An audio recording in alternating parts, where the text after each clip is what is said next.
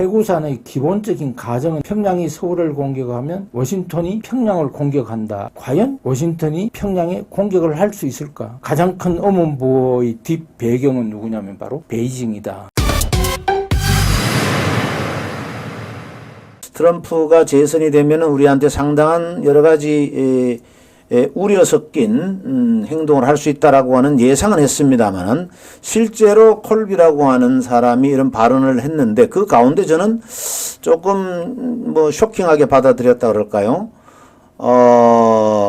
주한미군이 한국을 방해하는 것보다는 중국을 견제하는 데 더 초점이 가 있는 것 아니냐.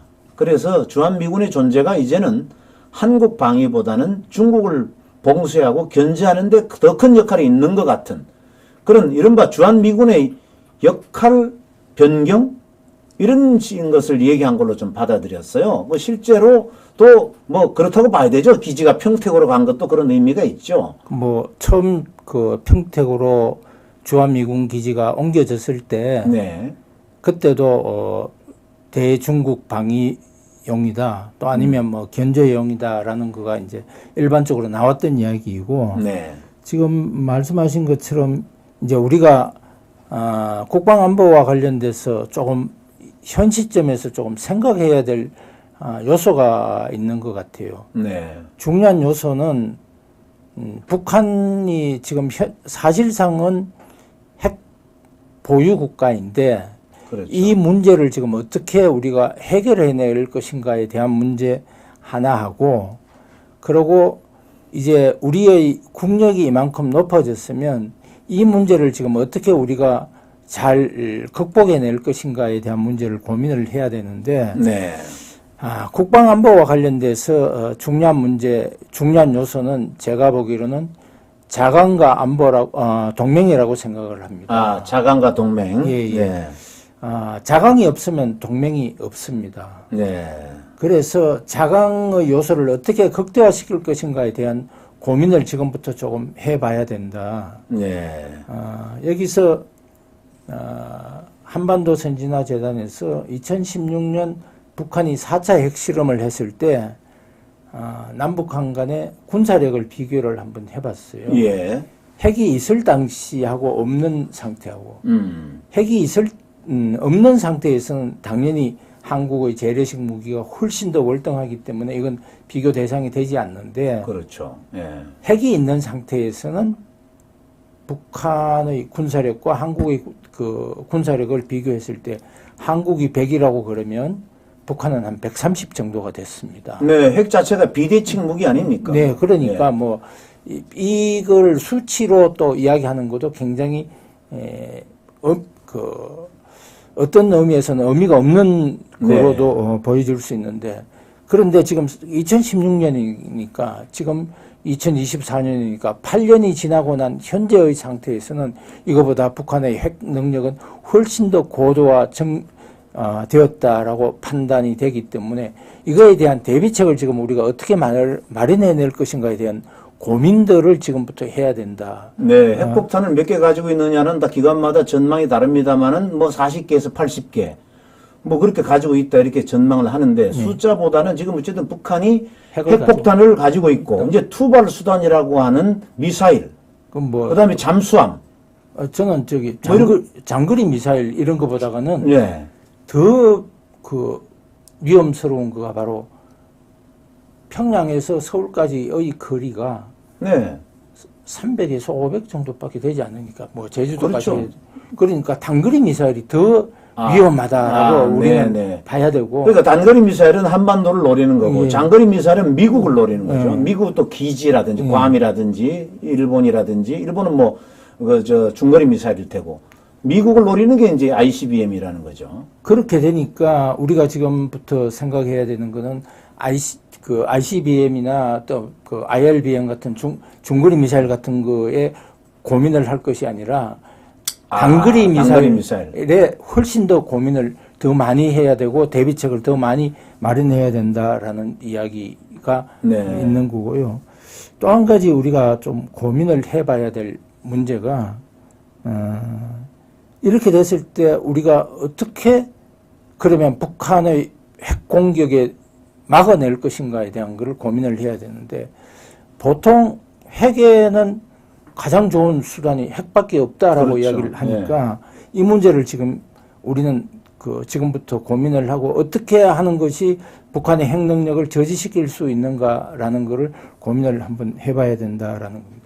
여기서 굉장히 중요한 문제가 하나 대두가 되는데 1990년대의 상황에서는 한반도의 핵 문제는 해구산을 한미 간의 해구산을 기준으로 해서 했습니다. 그러면 이때의 해구산이라는 건 한반도를 중심으로 한 해구산이었지만 지금은 신냉전 시대에 돌입되면 이 해구산의 문제는 확장이 되어야 된다라는 거 저희 생각입니다. 그러면 무슨 이야기냐면 예전에는 한반도의 해구산은 관계되는 국가가 서울, 워싱턴, 평양이었다면 지금 신냉전의 상태에서는 베이징까지 포함해서 아니면 조금 더 넓게 보면 모스크바까지 포함해서 이 문제를 지금 우리가 검토해야 될 단계가 아닌가라고 저는 생각을 합니다.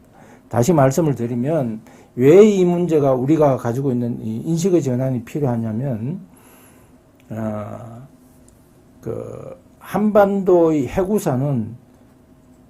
해구산의 기본적인 가정은 이거였어요. 평양이 서울을 공격하면 워싱턴이 평양을 공격한다라는 것이었는데 과연 워싱턴이 평양에 공격을 할 수 있을까라는 거의 의문부호를 붙이면 그때 가장 큰 의문부호의 뒷 배경은 누구냐면 바로 베이징이다. 라는 측면에서 중국이 북한으로 하여금 공격을 멈추도록 연출할 수 있다 이런 말씀이신가요? 아니 그런 거는 아니고. 네. 평양이 서울을 공격하면 네. 워싱턴이 평양을 공격한다고 그랬는데 네. 베이징 베이징 때문에 워싱턴이 공격할 가능성이 지금 굉장히 낮아질 가능성이 있다라는 네. 그 하나이고 그렇기 때문에 우리도 베이징에 대한 응징력을 가지는 것이 필요하다.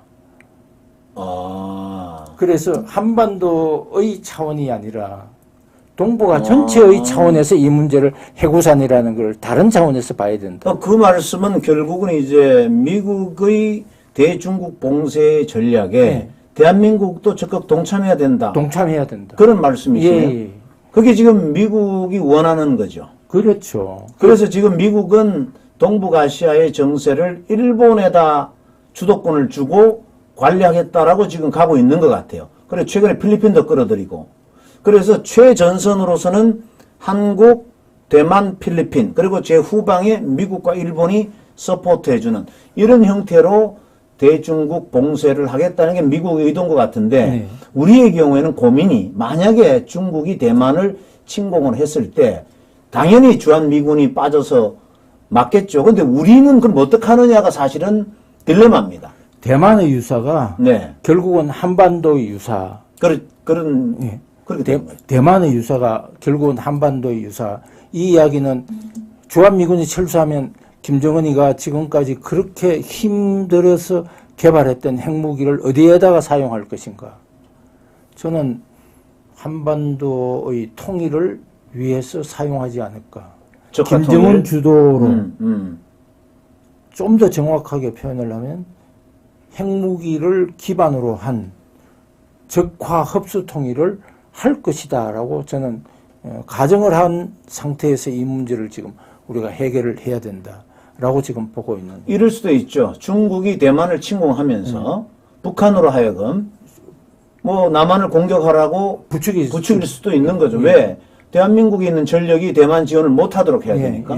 또 주한미군이 대만을 지원하도록 못하도록 해야 되니까. 그렇게 되면은 그건 3차 대전으로 가는 거 아니에요? 그런 로만 볼 것이 아니라 한반도의 문제가 결국은 중국과 미국의 그 패권 대립이기 때문에 이런 힘의 균형 상태가 만들어지면 중국의 입장도 대만 유사를 만들 가능성이 굉장히 낮아진다. 신중하게 바뀔 것이다. 저는 낮아진다 이렇게 보고 있는 거고 그런 측면에서 우리는 지금 대만 유사를 한반도 유사와 동일한 가치에서 동일한 개념에서 봐야 된다라고 저는 생각을 하고 있습니다. 지금 조 교수님은 미국 쪽에서 지금 얘기하고 있는 주한미군의 성격이 변화했다 하는 것에 대해서는 동의하십니까? 아니면 일정 부분은. 네네. 그러나 미국의 현실적인 이해 때문에 그렇게 바뀔 수밖에 없을 것이다. 그렇게 보시는 거죠. 가능성은 굉장히 좀 높은 쪽으로 저는 보고 있습니다.